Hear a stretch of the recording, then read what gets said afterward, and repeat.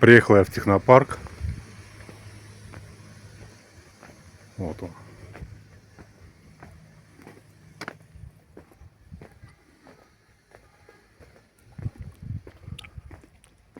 Велосипедистки здесь.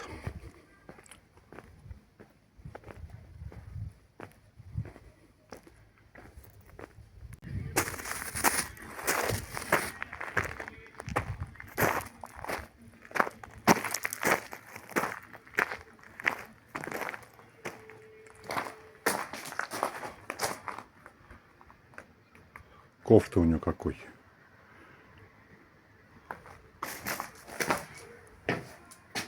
Я целиком в него помещаюсь, в ковш.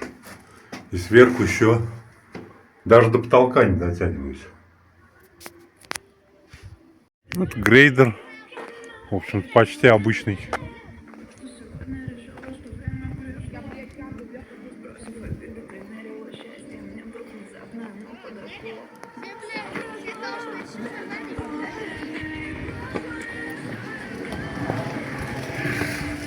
Бурильные машины, что ли?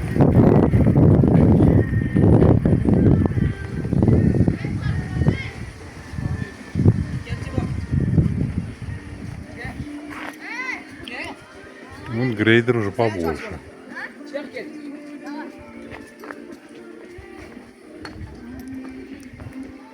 Колесный погрузчик. 91 год.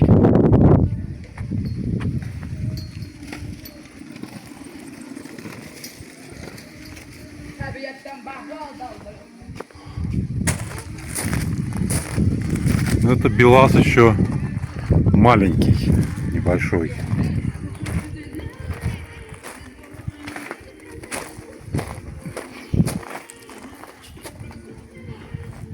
Все заварено, окна заварены. Лестниц нет. Я бы залез. Но это еще небольшой БелАЗ.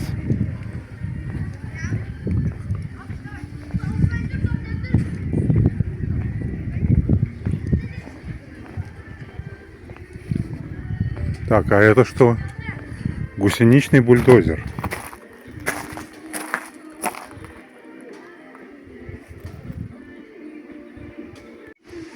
Кабелепередвизчик.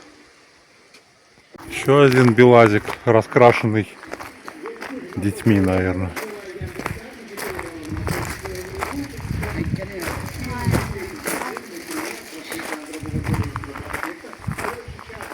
Это самые большие машины.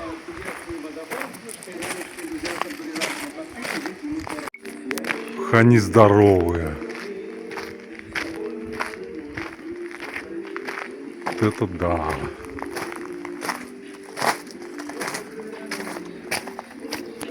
У него колесо. Я сейчас руку вытяну. И даже до конца обода не достаю. Это у него колесо такое.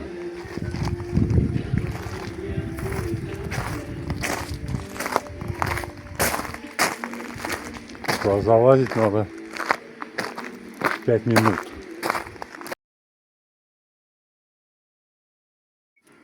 Он еще маленький. Этот. Вот еще больше есть. Здесь я даже до середины обода не дотягиваюсь.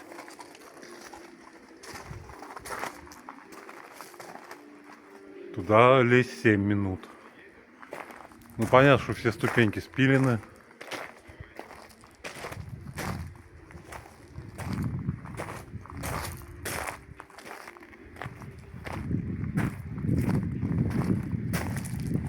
Да.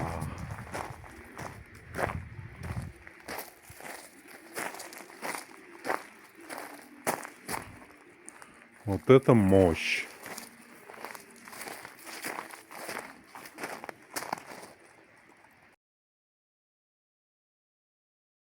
Какая-то проходческая машина.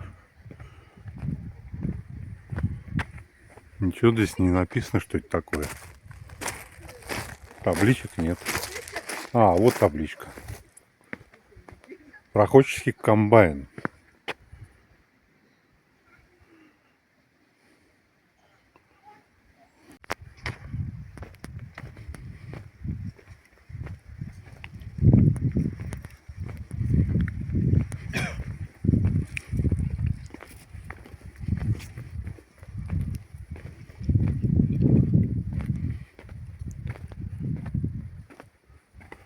Автопоезд, углевоз, БелАЗ.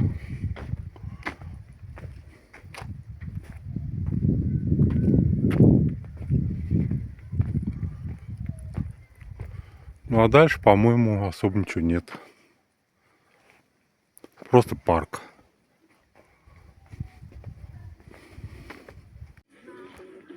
Выхожу я из парка потихонечку. Ну, хотя попробую сейчас на карьер проехать еще. Снять панораму карьера сверху.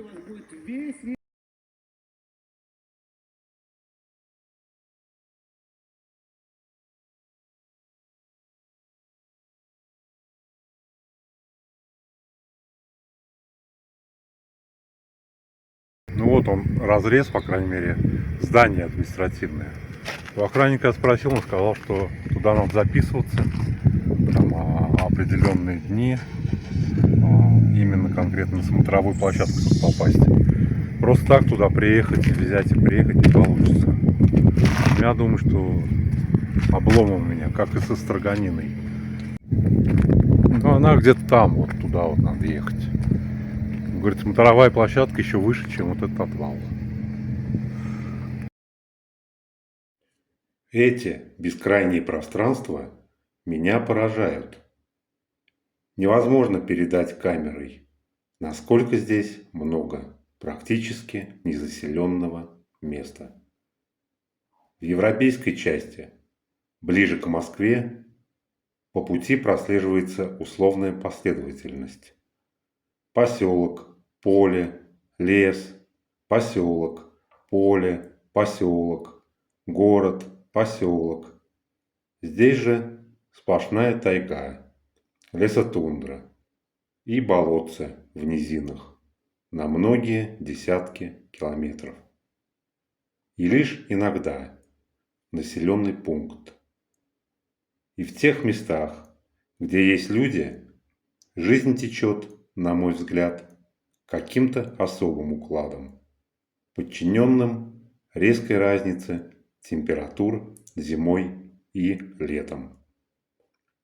Этот климат, конечно, мало способствует оседлой жизни, и сельского хозяйства здесь практически нет. Зато почти неисчерпаемые, хотя и часто труднодоступные, ископаемые ресурсы. Это настоящее достояние. Я уже не говорю о потрясающей красоте природы. Но надо сказать честно, что, на мой взгляд, редкий художник или поэт отважится приехать и поселиться здесь навсегда. Если только уж родиться здесь. Ведь для творчества нужен комфорт. В холоде стихи плохо рифмуются. Если только приехать летом ненадолго.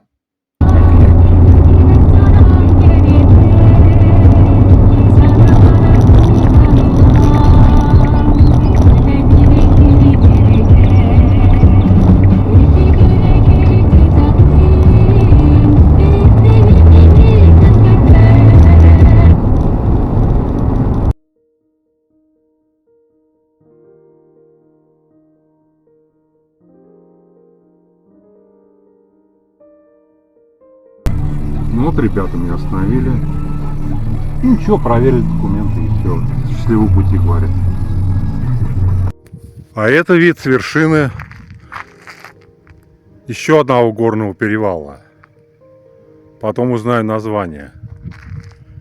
Почти с вершины. Там еще, ну вот до туда, откуда машина едет. Там, наверное, вершина. Ну, наверное, километр 3 точно я поднимался вот туда, в гору, постоянно в гору.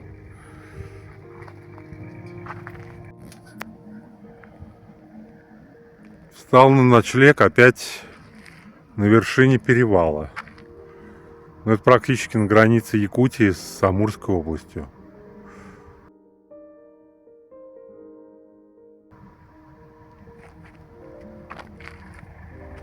Тут, конечно, пыльно, интернета, естественно, нет.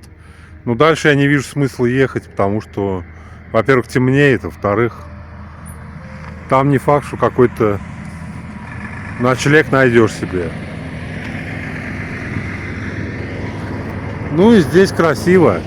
Вот не было бы этих деревьев, был бы изумительный вид.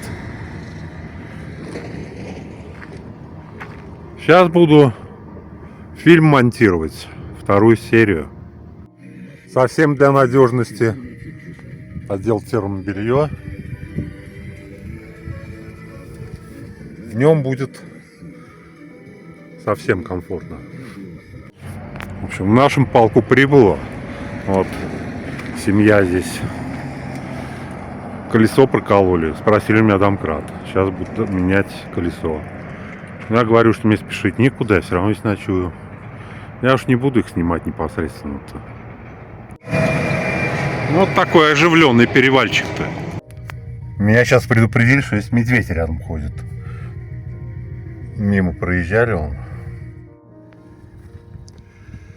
Проснулся я в перевале в очередном. Тут вот два заправщика ко мне присоседились. Девушка какая-то вот только что уехала. Но это не от меня, она просто, скажем, остановку сделала. Мне заправиться, наверное, можно будет сейчас на халяву. Ночь была, надо сказать, вообще прохладная. Но под спальником мне было тепло. А стоило только вылезти из спальника, и уже все. Ночи здесь уже северные. Вчера вечером предупредили здесь водители, что там где-то ходит медведь. Ниже по перевалу. Туда вот дальше. Но я закрылся в машине, ждал, думаю, придет, сейчас не придет. Ну, какое-то время, конечно, у меня мандраж был. Но он так и не пришел. Ну и хорошо, что он не пришел. Сейчас я думаю, стоит ли мне кофе здесь делать. Конечно, медведь-то может ходить где угодно сейчас. Вот сзади меня его не сможешь увидеть и почувствовать. Это же охотник. Но, честно говоря, мне не то, что медведя страшно, медведя боюсь, а прохладненько здесь. Я лучше сейчас отогреюсь, спущусь пониже, там где-нибудь попью кофеечку. Машина вся пыльная после перевала. Сейчас немного почищу. Я въехал в Амурскую область. Тоже прекрасный вид. Остановился я умыться, позавтракать, размяться.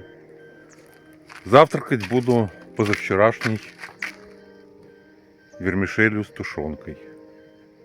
Так как строганина мне не обломилась, и оленина тоже, придется довольствоваться, как говорится, малым. Ну, тоже стоянка для автомобилей наверху подъема. Но в Амурской области она уже более скромная, но помойка есть. Туалетов нет, эстакад нет. Так что Якутия все-таки это более богатый регион, наверное, что ли.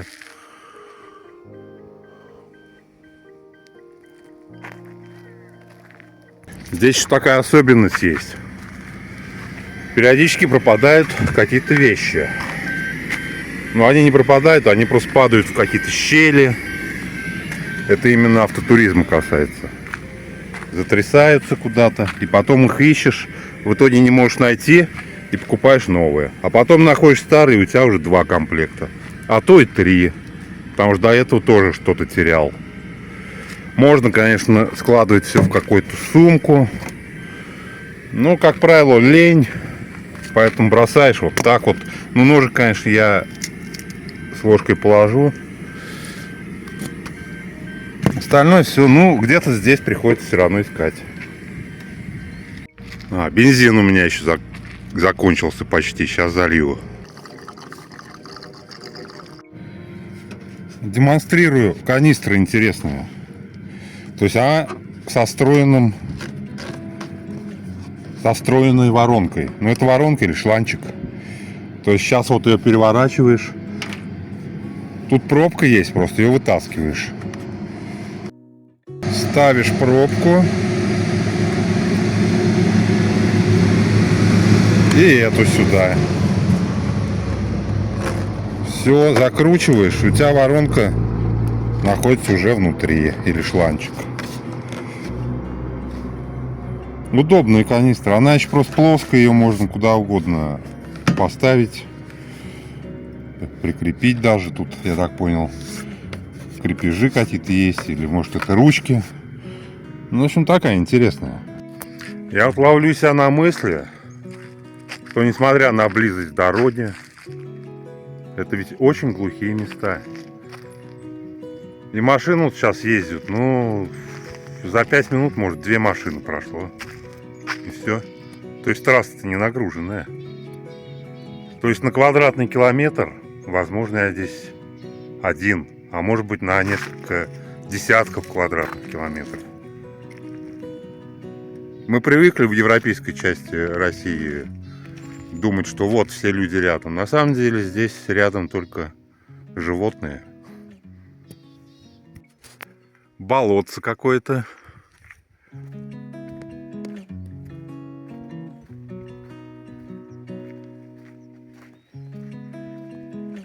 Из него вытекает ручеек.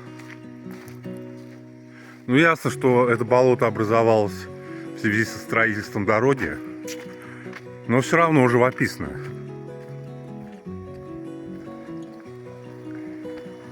И утекает туда достаточно таким бурным потоком. Сказка. Не знаю, почему он называется банным. У кого-то, наверное, баня была здесь. Но название-то вроде русское.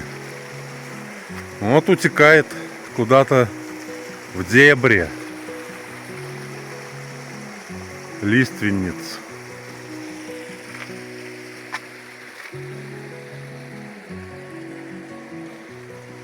А приходит вон оттуда.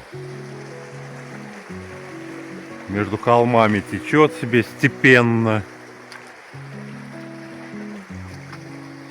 Хотя не так уж и степенно, он достаточно бурный.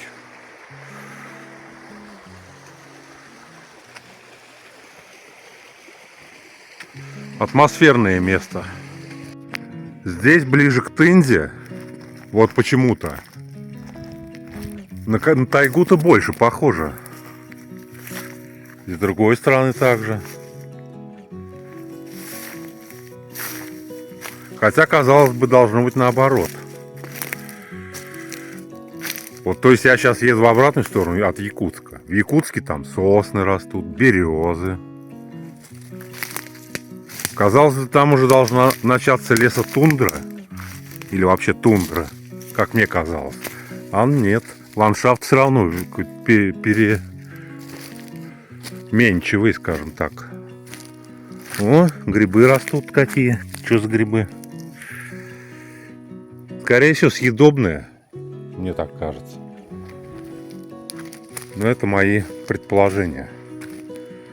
Тут они немного другие. Не как у нас.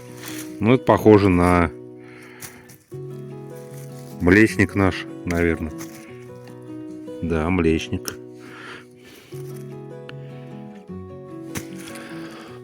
В общем, груздевые.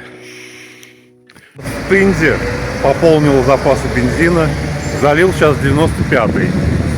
Посмотрю, насколько будет лучше динамика. Еще здесь есть где-то смотровая площадка.